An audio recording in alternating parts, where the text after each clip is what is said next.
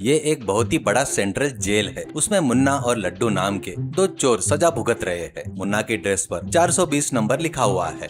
एक दिन जेलर डब्बे वाला अपने कमरे में परेशान घूम रहा है। अरे ओ लल्लू, जल्दी से सारे दरवाजे बंद कर दो। आज खाने में दाल पतली है, इसलिए सारे कैदी थालियां लेकर बजा रहे हैं। डर के मारे तो मेरा दिल की धड़कन ही रुकने वाली है। जेलर साहब, सिर्फ दरवाजे बंद करने से क्या होगा? अगर उन्होंने वो थालियां हमारे सिर पर बजा दी तब आप अपना रिकमेंडेशन पत्र दिखाना, तब वे सुनने वाले थोड़ी है।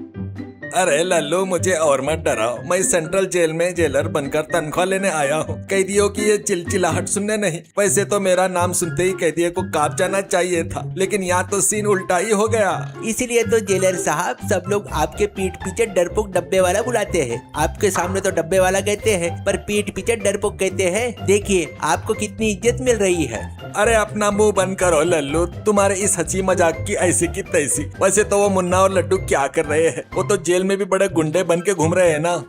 उनकी बात कर रहे हैं क्या जेलर साहब? वे दोनों भूख के मारे तड़पते हुए किचन की ओर जा रहे हैं। शायद वो रसोई को ही दाल में डालकर उबाल देंगे। अरे बाप रे, मैं अभी छुट्टी की अर्जी देता हूँ और अपने गाँव वापस चला जाता हूँ। मुझे ये नौकरी नहीं चाहिए, कुछ नहीं चाहिए। जेल के आंगन में मुन्ना, लड्डू और बाकी कैदी इकट्ठा है। वे रोटी और दाल न अच्छी होने के कारण चिल्ला रहे हैं और हंगामा कर रहे हैं। मुन्ना और लड्डू सबके आगे खड़े होकर थालियां पीट रहे हैं। ए लड्डू, और जोर से बजा। इन रोटियों को खाए तो हमारे दांत टूटना पक्का है। ये रोटियां नहीं बल्कि सड़क पर बिछाए जाने वाले पत्थर लग रहे हैं। हाँ भाई, इस रोटी के टुकड़े को चबाते चबाते मेरे जबड़े में दर्द होने लगा है, पर क्या करे, भूख लगी है, इसलिए 3 रोटियां खा चुका हूँ और चौथी रोटी के लिए चिल्ला रहा हूँ। अरे मूर्ख, तुम अपना विरोध जता रहे हो तो फिर क्यों खा रहे हो? जरा उधर कोने में देखो, उस बैरागी को देखो यार। वो कभी खाने के लिए हंगामा नहीं करता, रोज शांति से ध्यान लगाकर बैठता है। क्या उसे भूख नहीं लगती? मुन्ना भाई, शायद वो हवा खाकर जिंदा रहता होगा, या फिर जेलर डब्बा वाले को देखकर वो भी डर गया होगा और उसने खाना छोड़ दिया होगा। तुम्हारा दिमाग खराब है। बैरागी कोई साधारण इंसान नहीं है। किसी ने उस पर झूठा केस कर उसे यहाँ भिजवा दिया, लेकिन सुना है कि उसे मंत्र आते हैं। आज रात हम उसकी बैराक पर नजर रखेंगे। कुछ तो गड़बड़ जरूर है यार। रात का समय है और जेल के बैराक में अंधेरा है। लल्लू हाथ में एक छोटा सा टार्च लेकर जेलर के कमरे के बाहर पहरा दे रहा है। अंदर जेलर डब्बा वाला सोया हुआ है। दूसरी तरफ मुन्ना और लड्डू धीरे से बैरागी की कोठरी की तरफ पास आते हैं और अंदर झांकते हैं। बैरागी उठकर इधर उधर देखता है और चुपके से छुपाई हुई रखिए थाली निकालता है। वो जमीन पर बैठ जाता है और थाली को सामने रख के आंखें बंद करके मंत्र जपता है। ओम भीम श्रीम गुलाब जामुन पूरी शाही पनीर हाजिर हो। बस अगले ही पल उस थाली में गर्मा गर्म पूरियां, खुशबूदार शाही पनीर, सब्जियां और रसगुल्ले अपने आप आते हैं। बैरागी बड़े मजे से संतुष्ट होकर खाने लगता है। खिड़की के बाहर खड़े लड्डू और मुन्ना के मुंह में लार टपकने लगती है। अरे भाई, मुझे तो चक्कर आ रहे हैं। जेल में रसगुल्ले, वो भी मंत्र से। मैं अभी अंदर कूदकर वो थाली छीन लेता हूँ और सब खा जाता हूँ। अरे रुक जा लड्डू, इतनी जल्दबाजी मत कर। कल सुबह ही हमारी रिहाई का ऑर्डर आने वाला है। जेल से बाहर निकलने से पहले हमें ये जादुई थाली चुरानी होगी। बाहर जाकर हम एक बहुत बड़ा होटल खोलेंगे। ना रसोई की जरूरत, ना सामान खरीदने का झंझट। बस थाली को सामने रखकर बैठ जाएंगे और ऑर्डर देंगे। हम करोड़ों कमाएंगे। भाई मुन्ना भाई, तुम तो सुपर हो यार। तुम्हारी बुद्धि को सलाम। अगर हम होटल खोलेंगे तो मैं रोज ग्राहकों के आने से पहले ही आधा खाना खुद खा जाऊंगा। अगले दिन सुबह जेलर डब्बे वाला की मेज पर मुन्ना और लड्डू के रिहाई के कागज पड़े हैं। लल्लू उन्हें हाथ में लिए खड़ा है। आहा, भगवान का शुक्र है, आज मेरा आधा डर खत्म हो गया है। ये मुन्ना लड्डू दोनों आज जेल से जा रहे हैं। लल्लू, इन्हें जल्दी से बाहर भेजो। जेलर साहब, मुझे तो शक हो रहा है कि जाते जाते ये आपका टिफिन का डब्बा साथ न ले जाए। अच्छा होगा कि आप एक बार अपनी जेब चेक कर ले। उसी समय मुन्ना और लड्डू अपने थैले के साथ बाहर आते हैं। मुन्ना के थैले में रात को बैरागी के कमरे से चुराई हुई जादुई थाली छुपी है। बैरागी अपनी कोठरी में सब कुछ जानते हुए भी शांति से मुस्कुरा रहा है। जेलर साहब, हम जा रहे हैं। आपकी पतली दाल और सूखी रोटियां हम जिंदगी भर नहीं भूल पाएंगे। हाँ जेलर साहब, हम आपके इस डरे हुए चेहरे को भी मिस करेंगे। बाहर कभी मिलना हो तो हमारे होटल जरूर आना। आपको मुफ्त में बिरयानी खिलाएंगे।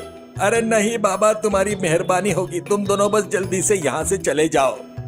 जेल से बाहर आने के बाद मुन्ना ने अपने सारे पैसे खर्च करके शहर के बीच में एक बड़ा होटल किराए पर ले लिया। उन्होंने होटल का नाम जादुई फूड पैलेस रखा और उस पर बोर्ड लगा दिया। पहला दिन होने के कारण बहुत ग्राहक आए। आइए बाबू आइए, आप जो भी मांगेंगे सिर्फ 1 मिनट के अंदर हाजिर हो जाएगा। हमारे यहाँ कोई रसोई नहीं है, यहाँ सिर्फ चमत्कार होते हैं। अरे भाई इतना भरोसा कैसे दे रहे हो? चलो मेरे लिए 1 प्लेट गर्मा गर्म छोले भटूरे लेके आओ।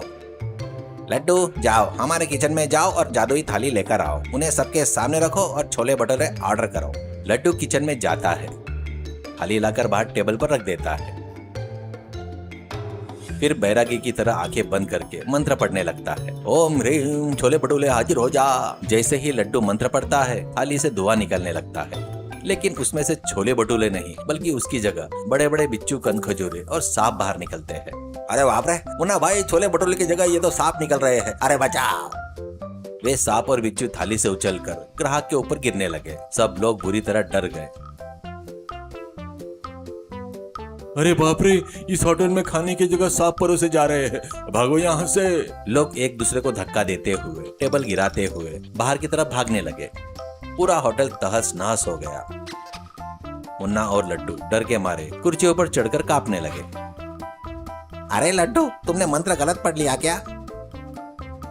नहीं मुन्ना भाई, मैं बिल्कुल सही पढ़ा था। शायद इस थाली को मुझसे कोई दुश्मनी होगी, इसे मुझ पर गुस्सा आ गया होगा। ठीक उसी समय जेल से बेल पर छूटकर बैरागी चलता हुआ होटल के अंदर आता है। वो शांति से मुस्कुराते हुए टेबल पर रखी हुई थाली को अपने हाथ में उठा लेता है। उसके हाथ लगते ही सांप और बिच्छू सब गायब हो जाते हैं।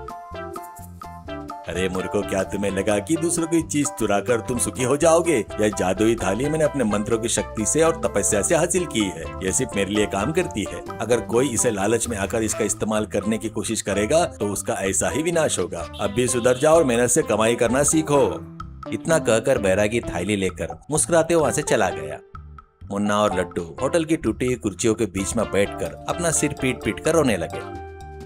सीख दूसरों की चीजों को चुरा कर या धोखा देकर आसानी से पैसे कमाने की कोशिश करने से जो हमारे पास है वो भी हाथ से चला जाता है। बिना मेहनत और ईमानदारी से मिली हुई संपत्ति कभी टिक नहीं सकती, बल्कि मुसीबत ही लाती है।